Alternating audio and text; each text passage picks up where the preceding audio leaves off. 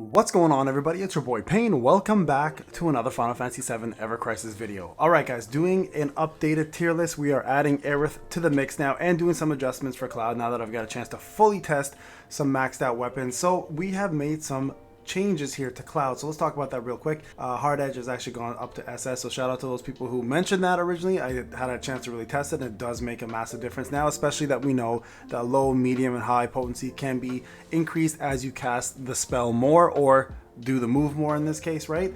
We did make an adjustment as well for Crystal Sword that has gone up a little bit over to the B section. It was originally in C as a heal, but I mean, if you need as an off weapon for Cloud, like a secondary weapon in case you want to do any form of healing or just support, it's actually a pretty decent weapon. We moved, I believe, Enhanced Sword up as well to A instead of to B, and then we also moved Apocalypse down to S. And I think we put Iron Blade also up to S because of the physical attack decrease that it can do. So this is currently the setup now. We're going to do Cloud's newest weapon as well, just to kind of finish it off. And the Maritime is probably going to go SS. So the reason why it's up there is a couple of reasons. Number one, it has similar attributes to what the Murasame does. It has the same physical attack boost, the sigil boost, as well as the physical attack and the boost water potency. And Sea Splitter actually does do quite a bit of damage. Where this is going to be used is going to be right now at the moment for the Ramo fight, right? So the fight itself requires water damage, which I'm kind of confused why thunder and water don't mix. I always thought it was earth and thunder that had the difference, and wind was stronger against earth. I don't know why, maybe I'm forgetting, but I don't think I'm wrong there, but it is what it is. So that's now the newest weapon. It's going to be up here again. Really good single target damage, good physical attack, good water potency, and then of course the physical attack boost, and sigil boost. Now this is going to be a main weapon for sure. I wouldn't really use it as an off weapon, like a secondary weapon, unless you have two units that or mobs that both have weaknesses to thunder and water. Then this is going to be a perfect secondary weapon as well, but it's really meant to be a main weapon, just like the Murasame.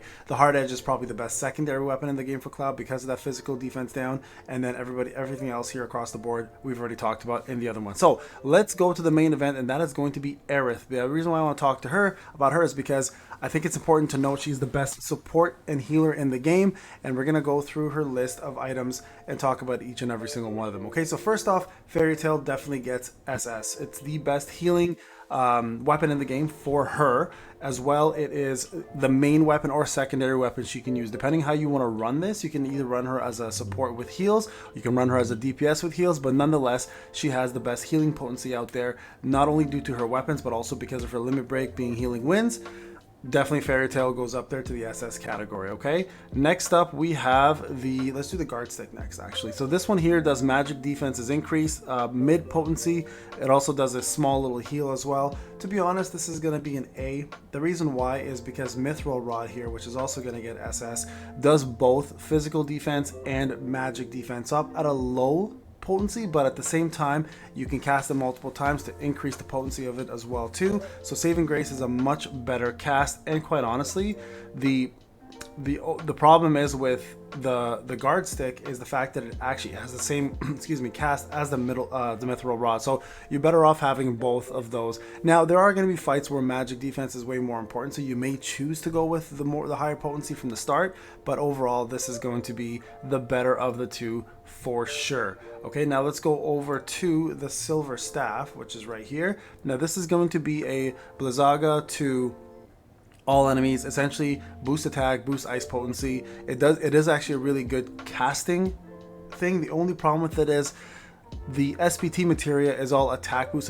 and then magic boost. So you rather not have physical attributes for this. You rather have all magic attributes, which unfortunately it does kind of fall flat on that. But overall, it's still a good casting spell. Casting staff. So we're gonna put that over here to an S. That's going to take care of that one, and we'll get to the newest weapon very soon, okay? And then we have a striking staff, which to me is probably the most confusing one. It does boost attack, it does boost limit break potential, and it does have attack boost, and a heal boost at the end, which again really doesn't make any sense for this weapon. So it's more of a an off weapon that you're going to use, like a secondary weapon, or it will be like, I don't even, actually no, you wouldn't even use the secondary weapon. This is more like a sub weapon for somebody. So this is going to go C for her. She's never going to use this as a main weapon or a secondary weapon, in my opinion.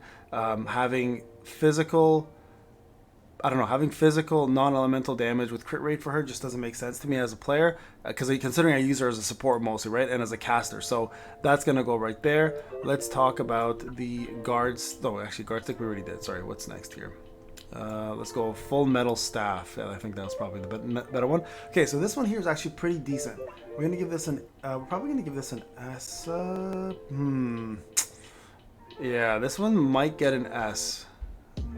Yeah, let's put it in S.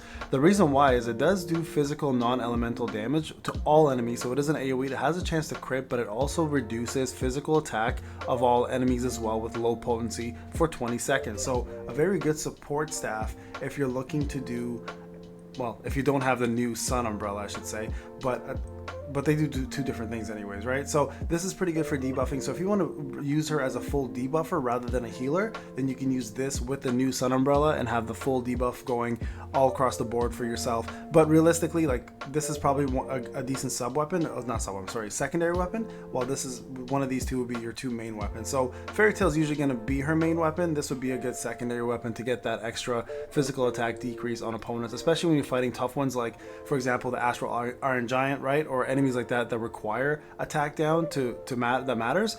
It's going to make a big difference. It's also a really good sub weapon as well, just so you guys know. It has boost physical attack and boost ice resist for the Shiva battles, so good sub weapon as well too if you're looking for a good ice resist and physical attack sub weapon to help you with the Shiva battle specifically. All right, moving over to what do we have next. Let's go with the wizard staff. So the wizard staff is similar to the silver staff, where it does lightning damage instead. It has boost magic attack and boost lightning potency, which is really nice. And then you also get magic attack, magic attack, magic attack. So this is going to be her best casting spell right there for sure, because it boosts everything the proper way. It actually gives you 3 times magic attack boost. It gives you the magic attack boost on the R ability, and also gives you boost lightning potential, or potency, sorry. So definitely her best casting rod or casting staff in the game for sure, especially lightning or thunder being the best and most important currently in the game for most of the content that we're doing, because of all the Shinra and Midgar stuff, right, that's going on. Okay, next up we have the Wiser staff. So this one does Quega, and then it does boost HP. It's an AoE Quega attack, essentially hitting everybody. It does boost HP, boost Earth potential, has magic attack, and sigil boost. So pretty decent staff here. It's going to go right over here next to the silver staff for her.